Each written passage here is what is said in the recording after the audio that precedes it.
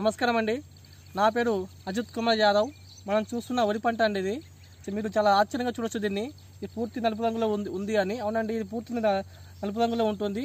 దీన్ని కాలాబట్టి మరియు ఒక బ్లాక్స్ అని కూడా అంటారు. ఇది పూర్తిగా దేశీ నాటు రకం అండి. ఇది క్యాన్సర్ను, డయాబెటిక్ను, హార్ట్ ఇష్యూస్, హార్ట్ ప్రాబ్లం తగ్గిస్తుందండి.